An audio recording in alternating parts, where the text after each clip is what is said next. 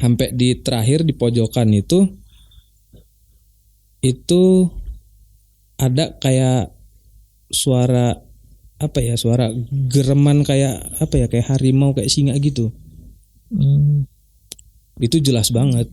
Saya balik lagi, pas saya balik lagi mau keluar habis ngambil dompet, itu ada seekor anjing gitu.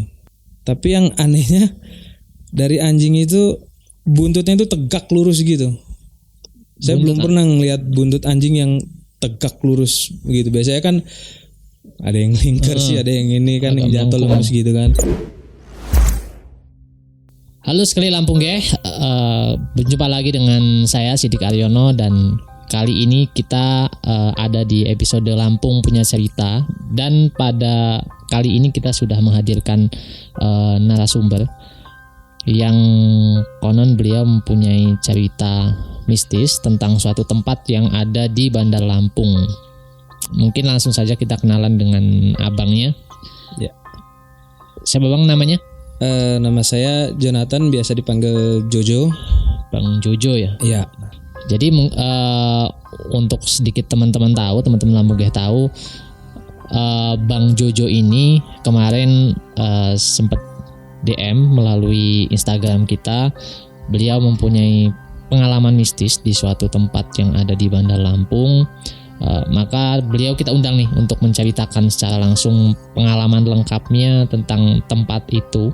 Tadi saya sudah sedikit menelusuri tempat yang dimaksud oleh Bang Jojo itu ada di Rumah Sakit Kartika, di mana tempat ini memang rumah sakit ini memang sudah tidak aktif lagi sejak beberapa tahun yang lalu, dan karena itu tempat ini sudah ditutup karena berdasarkan informasi yang saya baca dari beberapa media tadi dikatakan mengalami kebangkrutan.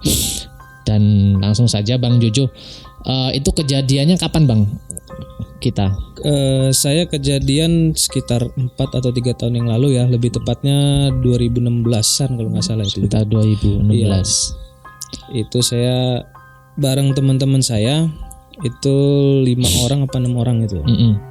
Awalnya sih habis kumpul biasa gitu kan di rumah, iseng pingin, ada satu kawan ngomong, coba yuk kita ke tempat yang berbau mistis gini gitu, kata dia. Saya jawab ya udah, coba kita datengin aja tempat yang serem di mana gitu kan. Terus kawan ada solusi ngasih tahu ke Rumah Sakit Kartika aja, kita coba gitu. Pas banget waktu itu malam Jumat. Pas banget malam Jumat memang. Cuman jamnya saya lupa sih. Pokoknya udah tengah malam banget lah pokoknya. Itu memang teman yang ngidain ke situ sebelumnya nggak tahu tempat itu gimana? Apa kalau udah saya ada? sih sebenarnya udah tahu, cuman belum pernah nyoba untuk kesana gitu. Pas kebetulan kawan ngomong seperti itu ya kita langsung ke sana gitu. Berlima, dan awalnya memang iseng gitu. Iya, awalnya sih memang iseng. Pas begitu, mungkin bisa ceritakan begitu masuk. Pas begitu masuk sih kita tanya-tanya dulu kan sama orang sekitar situ. Boleh nggak kami ini masuk? Sempat ada beberapa warga situ melarang, tapi kalau memang mau masuk yaitu bisa baca-bacaan doa, kata dia, buat jaga-jaga diri. Oh bisa, salah satu teman juga kan kebetulan ada anak pesantren juga yang lebih paham gitu kan. Begitu masuk itu pas di pos satpam, memang baru begitu di pos satpam memang udah auranya memang beda banget sih. Masuk pos satpam iya, langsung ngerasa kayak suasana panas gitu kan. Saya coba untuk masuk ke dalam sama kawan. Nah pas di lorong pertama itu kawan saya udah mulai ngerasain yang gak enak banget gitu. Dia udah mulai gelisah, bawaannya. Di antara kami itu berlima cuman dia yang keringetan gitu sampai basah kuyup. Karena ya mungkin bawaan suasana di situ juga mungkin ya. Itu pandangan dia itu melirik ke sebelah kanan. Ada salah satu ruangan di sebelah kanan. Nah itu saya merhatiin dia karena salah satu di antara kami ini cuman dia yang beda ininya gitu. Saya coba untuk tepuk pundak dia, saya tegur, takutnya pikiran dia kosong kan, takut kerasukan. Saya tegur, dia bilang nggak apa-apa, kata dia, cuman agak sedikit pegel-pegel badannya katanya kan, ngerasa berat. Dari situ kami coba untuk masuk ke dalam lagi gitu bang. Masuk ke dalam, itu udah mulai suara-suara kayak langkah kaki orang gitu di semak-semak. Terus ada suara orang batuk. Terus kayak ada apa benda dilempar gitu. Batu dilempar. Itu banyak jelas banget suaranya pokoknya. Nah, untuk kondisinya bang, itu kan malam. Kelihatan nggak sih sekitar itu? Nggak kelihatan sama sekali. Nggak kelihatan. Iya. Pokoknya kita itu masuk ke dalam aja ngeraba-ngeraba gitu. Karena memang apa namanya, kita juga minim penerangan gitu. Minim penerangannya, kita nggak bawa. Bukan nggak bawa ya. HP lowbat semua gitu. Jadi untuk penerangan pakai flash juga kita kurang gitu kan. Begitu sampai dalam, saya ngomong, ada yang nggak kuat nggak? Ada yang kuat nggak? Kuat semua jawabnya. Ya udah, pikir saya kan.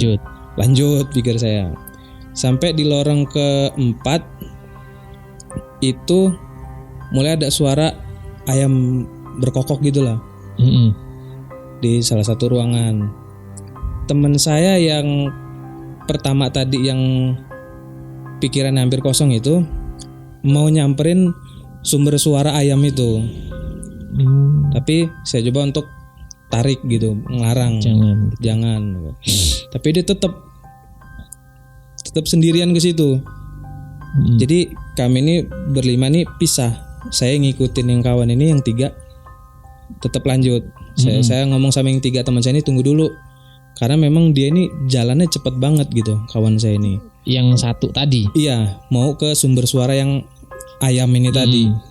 Saya tarik, dia benar-benar apa ya, udah kosong pikirannya. Matanya juga, tatapan matanya udah beda. Kayak udah ada yang ngerasukin gitu lah pokoknya. Saya panggil kawan saya yang anak pesantren itu. Saya suruh untuk doain.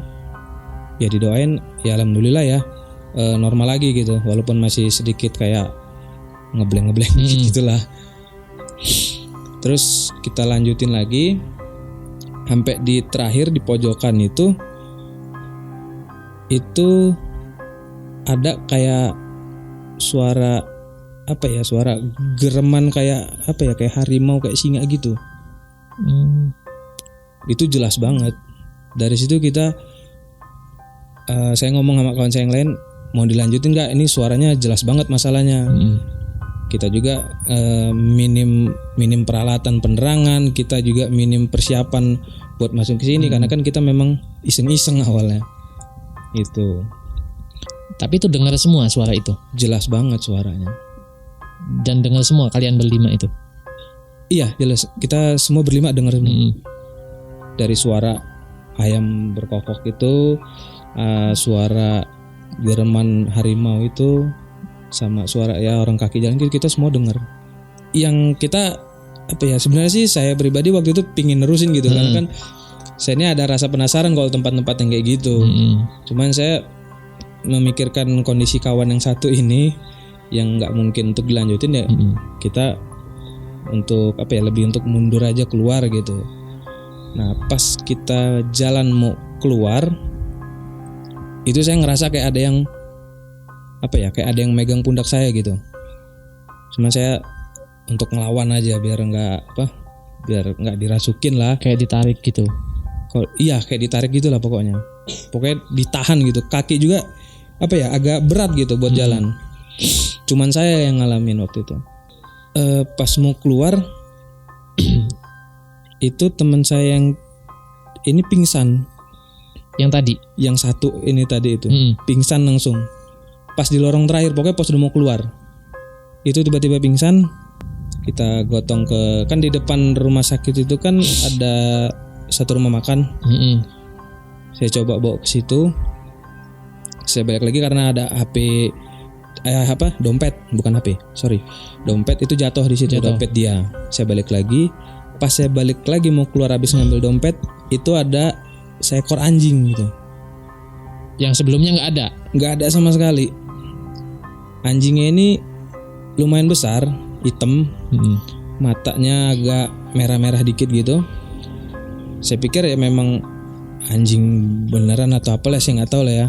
Saya nggak hirauin, saya keluar lagi nyamperin teman saya. Tapi pas saya ngeliat ke arah anjing itu ada di samping posisi pos satpam itu. Dia cuman nengok ke kanan ke kiri gitu, terus natap ke arah kita berlima gitu. Tapi yang anehnya dari anjing itu buntutnya itu tegak lurus gitu. Saya belum pernah ngelihat buntut anjing yang tegak lurus gitu. Biasanya kan ada yang lingkar sih, ada yang ini kan yang jatuh lemes gitu kan. Ini aneh aja gitu anjingnya. Dia cuman kayak kayak ngontrol gitu loh Mas. Ngeliatin doang, yang ngawasin. Iya, ngawasin. Keluar cuman tengok kanan kiri, ngeliat ke arah kami, udah masuk lagi. Saya penasaran, saya mau masukin lagi itu, cuman dilarang sama salah satu karyawan rumah makan itu. Jangan kata salah satu karyawan tuh, daripada nanti kamu kerasukan susah untuk sembuhnya, takutnya nanti penunggu di situ yang ngikut sampai ke rumah. Oh udah, saya lebih baik untuk ngalah, mundur aja gitu. Kalau salah satu warga di situ sih bilang kuntilanak sama anjing itu. Sama anjing itu ya? Iya, memang sering setiap ada orang mau masuk ke situ gitu, habis masuk ke dalam keluar pasti anjing itu memang nampakin gitu. Kalau nggak ada orang masuk ke situ ya nggak pernah nampakin, nggak pernah nongol gitu, nggak pernah katanya. Dan pas kita masuk tadi emang nggak ada tanda-tanda kehidupan ya sebelumnya di situ ya? Nggak ada untuk sekali. Hewan-hewan nggak ada. Cuman ini memang itu tadi yang saya bilang, pas di lorong kedua atau ketiga itu yang suara ayam berkokok gitu. Kalau memang ada hewan ayam berkokok gitu kan seharusnya yang keluar ya ayam dong. Harusnya. Kenapa sosok anjing harusnya gitu yang keluar kan? Cuman saya sempat ngobrol tuh ke salah satu warga di situ juga. Dia kan nanya juga, emang kamu ke dalam itu mau ngapain? Ya saya jawab cuman iseng aja Pak, karena rasa penasaran, karena kata orang kan rumah sakit nih angker, saya pengen nyoba gitu, karena memang saya penasaran sama suasana yang tempat-tempat mistis kayak gini. Ada apa aja ya? Saya bilang ada suara ayam itu, kata saya. Pasti yang keluar nanti tadi anjing ya, kata dia. Udah tahu orang itu, warga itu. Berarti saya mikir lagi, apa ini jadi-jadian apa gimana kan? Kurang tahu juga saya. Bang Jojo ini punya channel YouTube, explore hal-hal yang seperti itu. Iya. Boleh diceritain juga Bang? Kalau di channel YouTube satunya kita itu tim ya. Itu namanya Warung Horor channel YouTube-nya. Itu ya tentang kita cerita podcast juga gitu tentang horor gitu. Tapi baru sekali kita nyobain pakai aplikasi itu ya. Iya. Itu enggak kalau pakai aplikasi kita enggak nemuin sih. Enggak terlalu serem ya. Iya, enggak terlalu serem banget. Justru lebih dapet cerita dari orang-orang gitu, dari narasumbernya gitu. Baru sekali seumur hidup saya baru sekali ngelihat penampakan itu yang di rumah nenek saya itu. Dan sampai sekarang belum lihat lagi. Jangan sampai Mas. Kirain pengen kan. Ini ada. Pengalamannya Bang Jojo mungkin terakhir nih Bang. Apa sih Bang? Kita kan sudah mengalami kejadian tersebut. Mungkin ada hikmah yang bisa kita ambil dari kejadian itu. Mungkin jangan coba-cobalah kalau nggak berani gitu kan, atau gimana dari Bang Jojo-nya? Ya satu pesan aja sih ya. Kalau kita fisiknya lemah atau memang kita imannya belum ini, lebih baik jangan gitu, saran saya sih. Karena kita kan nggak tahu kejadian di situ tuh nanti seperti apa, kita nggak tahu. Itu aja sih. Dan kemungkinan bisa lebih buruk ya kalau memang ya, bisa fatal juga sih.